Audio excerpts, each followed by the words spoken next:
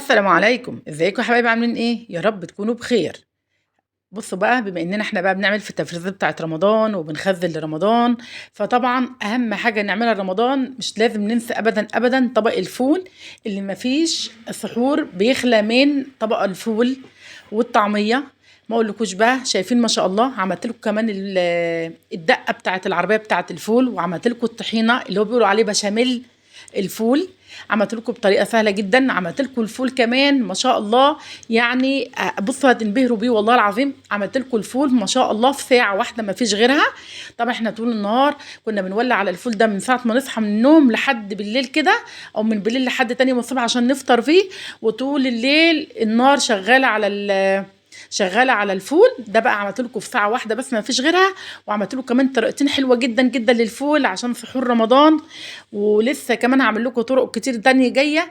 بس مبدئيا كده انا حبيت اعمل لكم الطريقتين البساط دولت، وحبيت اوريكم طريقه الفول المبهجه جدا. شايفين شكل الفول؟ اللهم بارك، حاجه كده فوق الوصف.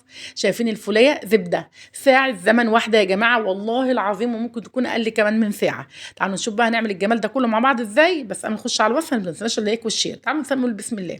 احنا كان معانا هنا ربع كيلو فول. بس لما تيجوا تشتروا الفول قولوا له عايزين فول تدميس، يعني عايزينه ابيض، بلاش تجيبوا الحبايه الحمراء عشان ما تغمقش معاكم الفول. تمام. احنا نقيناه كويس. هو صراحه للامانه ما كانش فيه اي حاجه، بس انا بصيت فيه برده. هغسله وهنقعه دلوقتي زي ما انتم شايفين في ميه سخنه من بالليل. الكلام ده كان بالليل.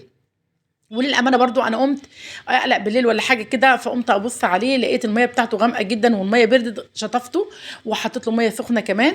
واول ما صحيت من النوم الصبح لقيته بقى بالشكل ده. الميه بتاعته كده غسلتها تاني، صفيت الميه وغسلته. وكان معانا ربع كيلو فول مدشوش، ومعانا ربع كوبايه فول مدشوش، وربع كوبايه عدس، وحبايه طماطم واحده بس ما فيش غيرها. وكان معايا كمان واحدة ليمونة، بس أنا نسيت أحطها أصلا في المقادير دلوقتي، بس أنا هحطها لما أفتكرها، يعني هحطها. كنت أول ما ولعت عليها النار وغلت معانا افتكرت الليمونة فحطيتها. تمام. المهم زي ما انتم شايفين كده نزلت بالفول المدشوش والطماطم، ودي بقى المعلقتين السحريين اللي هيخلوا الفول بتاعنا هي ساعة واحدة. معانا معلقة كركم، معلقة بابريكا ده الطبيعي. معانا بقى معلقة سكر صغيرة. ومعانا معلقه بيكنج باودر. طبعا احنا لما نيجي نعمل اي لحوم كبيره ولا حاجه بنحط معلقه سكر عشان تستوي معانا بسرعه. طبعا ما فيش اكتر من الفول. فحطينا معلقه سكر صغيره، وحطينا معلقه بيكنج باودر زي ما انتم شايفين كده. وزودت ميه سخنه بتغلي. يا ريت يا جماعه لو احتجتوا الفول احتاج ميه، اوعوا تزودوه ميه من الحنفيه عشان الحبايه هتنشف معاكي وهتجمد معاكي كده ومش هتستوي. فانتم شايفين ابتدت تغلي كده ما شاء الله كده. بس انا بقى ايه، يعني الغطا كان عليها، كنت المفروض وريبته اكتر من كده شويه. فارت بقى وما اقولكوش يعني بقى بوظت لي البوتاجاز خالص. بس مش مشكله، اهم حاجه النتيجه انها ادتني طبق فول زبده من الاخر يعني. شايفين ما شاء الله يعني. بصوا شايفين بصي بهدلتني البوتاجاز خالص يعني، والدماسه كمان اتبهدلت. على فكره ممكن تعملوه في حله ما فيش اي مشكله خالص. بس اهم حاجه زي ما انتم شايفين كده ما تقلبوش. انا ما بقلبش، ما حطيتش المعلقه فيه خالص الا عشان اشوف الفول بس ده ولا لا. وزي ما انتم شايفين ما اقولكوش يعني ما خدش والله هي ساعه. جربوه بالطريقه دي وهتلاقوه. شايفين دي الليمونه قدامكم اهيت في قلب الدماسه. جربوه وهتعرفوا ان انا كلامي صح ولا لا. هي ساعه واحده مش هتاخد على النار، ممكن كمان ما تكملش الساعه اللي كنا بنقعد طول الليل النار شغاله عليه. شايفين الفوله زبده معاكم معانا. المهم يعني زي ما انتم شايفين كده انا ابتديت الفول غرفت الفول زي ما انتم شايفينه كده. هوريكم بقى دلوقتي انا هعمل ايه. هنا كان معانا حبايتين طماطم، معانا حبايه فلفل قرن فلفل اخضر، وقرن فلفل رومي، وقرن فلفل احمر. معانا بصلايه صغيره، ومعايا نص معلقه توم. انا مش هحطها كلها عشان ما بحبش التوم كتير. وكان معانا بابريكا، وكان معانا كزبره، وكان معانا كمون، وكان معانا ملح، ورشه سكر صغيره عشان الحموضه. هنا بقى طاجن زي ما انتم شايفين كده. انا حبيت اعملها في طاجن كده، انتم ممكن تعملوها في طاسه في حله زي ما انتم عايزين. نزلت فيها كده بشويه زيت، ونزلت كده بالبصليه بتاعتي الصغيره، وهقلبها كده على النار. انا مش عايزاها تحمر، انا مش عايزه اسبكها ولا حاجه، انا بس مجرد ما البصليه تدبل معايا. نزلت على طول بالطماطم بتاعتنا والفلفل الالوان اللي معانا اللي هو الاخضر والاحمر والاصفر زي ما انتم شايفين كده. وهقلبهم كده مع بعض، وهنزل عليهم بالبهارات بتاعتنا اللي هو ملح، كمون، كزبره، رشه سكر، بابريكا. تمام. كمان نزلت الاول كده قبل ما انزل بهارات، نزلت كده بحته تومه صغيره كده، ما كترتش لان هو اصلا طبق فول او طاجن مش كبير يعني طاجن صغير. ونزلت كده بالبهارات بتاعتنا والملح، هقلبهم مع بعض كده واغطيهم وهسيبه بقى شويه ايه لحد كمان، مش عايزاه يتسبك برضو، لا انا عايزه بس يا دوبك الخضار بتاعنا كله يستوي زي ما انتم شايفين كده. بصوا، قل معانا كده دبل وقل معانا، نزلنا فيه بقى بطبق الفول اللي احنا كنا هرسناه عشان يعني هم بيحبوا الفول المهروس مش بيحبوا الحبايه كده سليم، مع ان انا بحب الفول حبايه سليمه كده.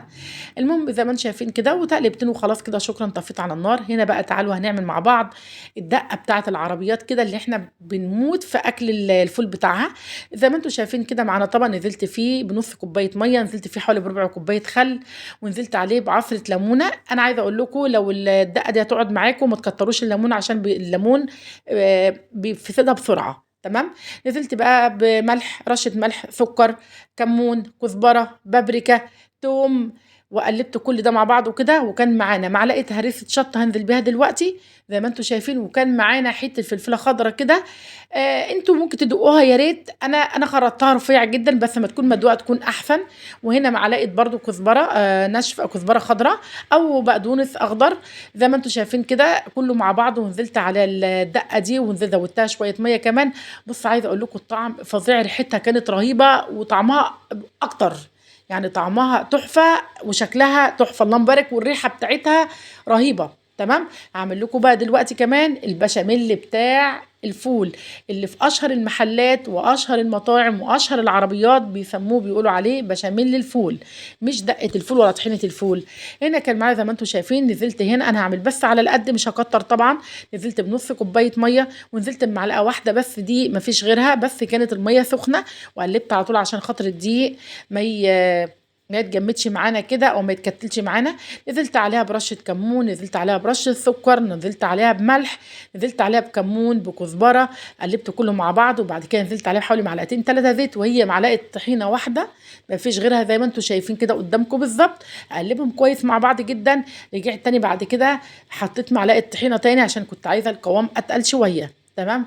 ونزلت برشه بابريكا، ونزلت بعصره ليمونه، واحط برده معلقتين خل. وده كانت البشاميل، وده كان البشاميل بتاع الفول اللي هو بتاع العربيات والمحلات.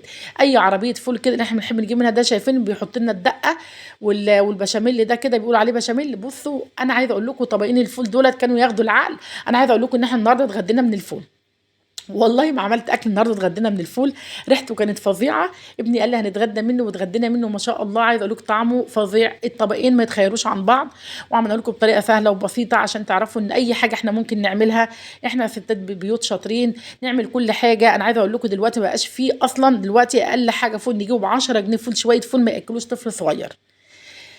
المهم الله المستعان، ربنا يعافينا من اللي احنا فيه. قولوا لي رايكم فيها ايه بقى دلوقتي في وصفة الفول بتاعنا النهاردة وطريقة تسويته واللي شكله شكل الزبدة ده كده وطعمه تحفة جدا. والسلام عليكم ورحمة الله وبركاته.